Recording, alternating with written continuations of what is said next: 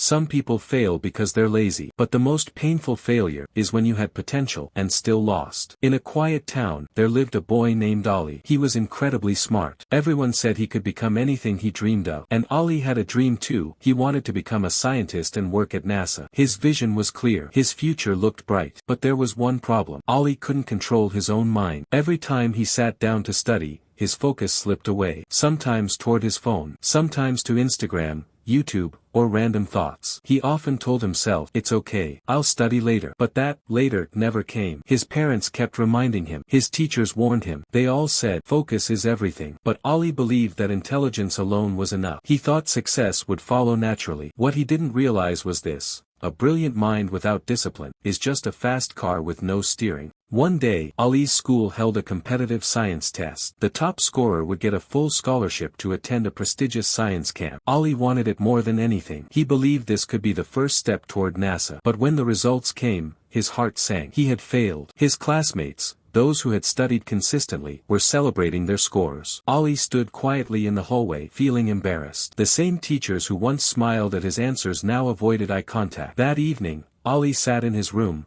staring at the ceiling. He knew the truth. He wasn't lacking intelligence. He was lacking control. He had wasted time. In that silence, a realization struck him. Potential means nothing without action. Dreams mean nothing without discipline. The next day, Ollie made a decision. He needed help, not with science, but with focus. Someone told him about Mr. Harris, a retired engineer who trained young students in both knowledge and self-discipline. Ollie visited him. Mr. Harris wasn't like a normal teacher. He didn't start with textbooks. He started with training the mind. Ollie said, "Sir, I want to be great, but my focus is broken. Every time I try to study, my brain runs somewhere else. Instagram, YouTube, thoughts I don't even control." Mr. Harris smiled gently. He handed Ollie a glass full of water and said, "Walk across the garden holding this. Don't spill a drop." Ollie did. But he stumbled, and the water splashed out. "Why did you spill?" asked Mr. Harris. "I got distracted by the birds, the wind, everything around me." Mr. Harris nodded. "Exactly. That's how your mind works. Too many targets. No clarity. If you want to reach your goal, your attention must stick to one thing, and only one." Ollie understood. "But how do I fix it?" he asked. Mr. Harris said, "It's not magic. It's method. Here are 4 things I want you to do. Catch your thoughts. When your mind wanders, stop and pull it back. Don't let it lead you. Set a routine. Fix a time for study. Same time, same place. Make it your daily ritual. Remove the noise, silence your phone, close useless tabs, create a space that respects your goal. Train daily. Discipline is a muscle. You don't build it in a day. You build it every day." Ollie followed his words like a blueprint. He shut off his distractions, created a study ritual, trained his brain to come back when it wandered. Every time he felt like quitting, he whispered to himself, "NASA. That's where I'm going." It wasn't easy, but over time, he could sit for hours without drifting. Slowly, the old Ollie disappeared, and a focused one took his place. Months later, when the next big science test arrived, he didn't just pass. He topped the entire district. Ollie knew this wasn't luck. It wasn't just talent either. It was the quiet result of something far greater: discipline and focus. A year later, as he stood on stage receiving a national science scholarship, he remembered what Mr. Harris once said: "Your mind is like fire. If left uncontrolled, it burns everything. But if you direct it, it becomes the light that guides you." From that moment on,